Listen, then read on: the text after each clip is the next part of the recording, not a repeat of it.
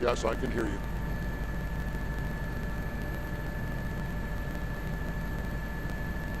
Thank you.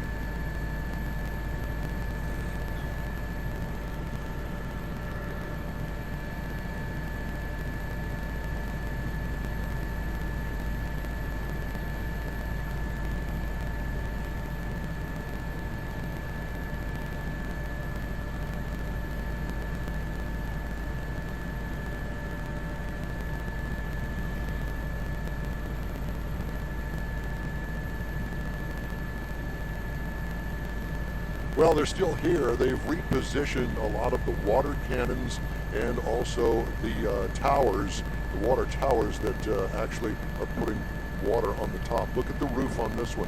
They've had to really douse this one so hard it took the shingles off of it. So a lot of water damage inside that house. Front of it is just as bad. There's one of the water cannons here. I don't know whether I can show you or not, but it's putting water on. Somebody had put a palapa up on their back patio, which is basically palm fronds, and thank goodness that it appears as though they were treated with fire retardant when they put them up. So they didn't go up, but they continue to put water on them anyway. And as you can see, all of the homes here that are really adjacent to the fire itself, you're going to find all of the water here. Actually now it's running off into that area where the fire is. It's just so much water that they're putting on the homes. They don't want them to go up in flames, and that's been the main concern for the homeowners in this area. It's a complete subdivision here, closed off. Obviously, all the people evacuated from here.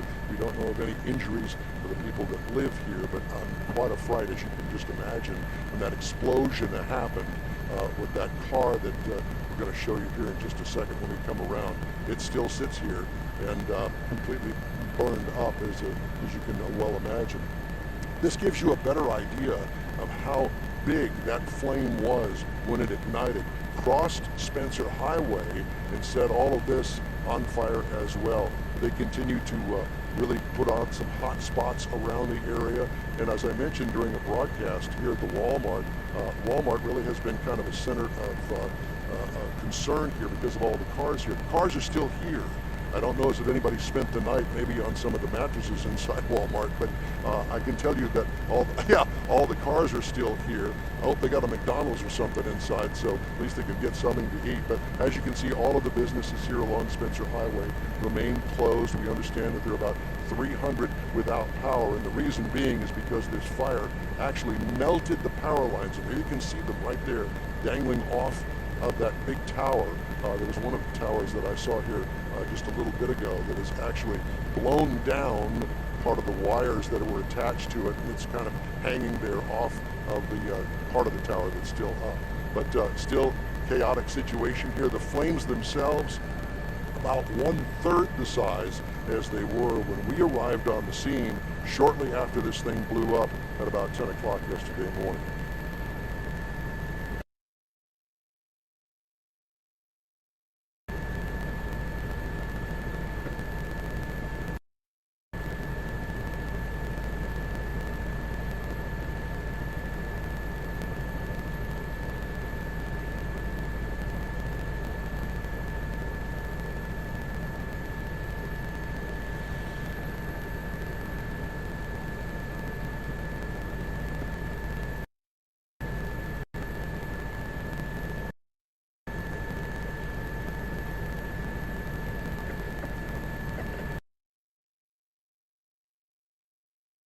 Something on the stove and letting it boil off, and all you've got left is the meat or whatever it is that you're cooking in there, and sooner or later it's going to ignite probably if it doesn't just turn to ash in the pot. And we've all dealt with that at some time in our lives. But yeah, the homes here have been a big concern because of the intense heat. I don't know if you've been around a fire like this. I have one time, and I can tell you that you can't even get anywhere close to it before you start feeling the heat. I mean, several hundred yards away, especially yesterday, the heat was so intense from that fire. Imagine a fire that's 300 feet in the air. That is a lot of fire. The one thing that I did want to point out is yesterday when we arrived on the scene and the flames were so high, there was a lot of black soot coming off of it. The actual fire was consuming as much of the product as it could, burn it up, but it couldn't burn it all. And that's what you saw as far as the black smoke is concerned with liquid petroleum fire like this.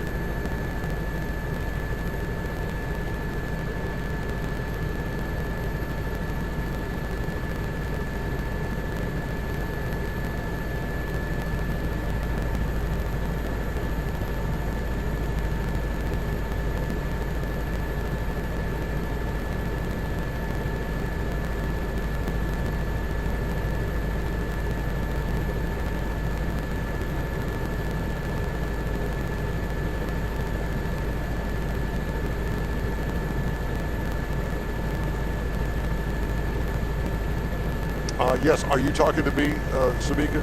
I'm sorry.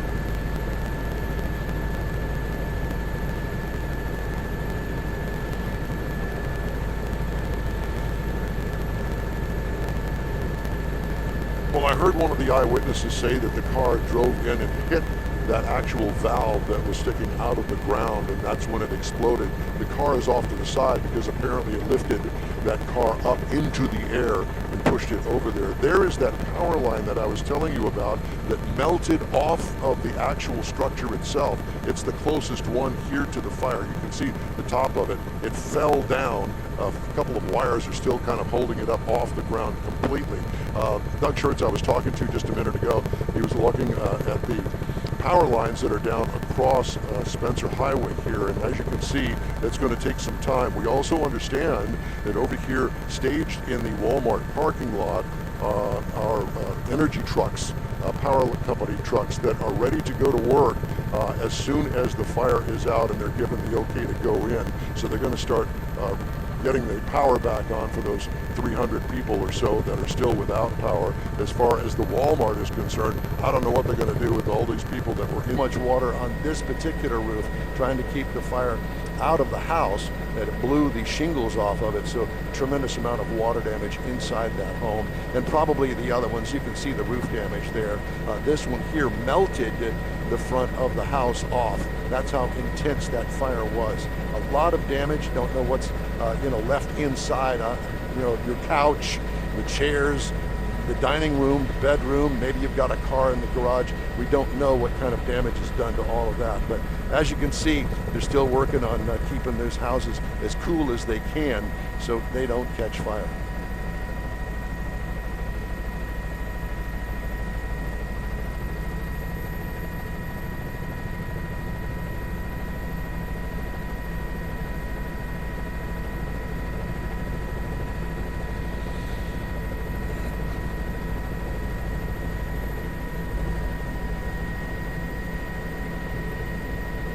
Thank you.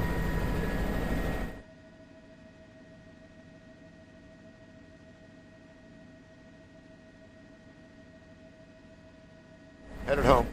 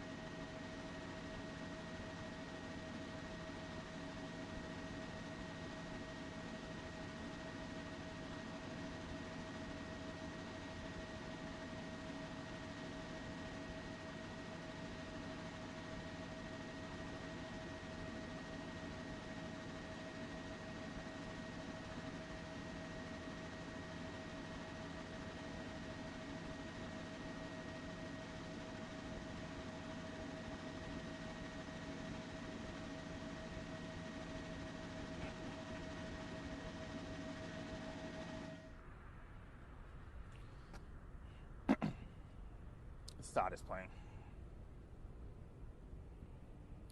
And so back here live this morning, details about the driver again have not been released. And we're also told by Judge Lena Hidalgo that this area will have to cool off first before anyone will be allowed back inside of their home. So Samika Courtney, that is the latest so far out here on the ground in Deer Park. Sending it back to you in the studio.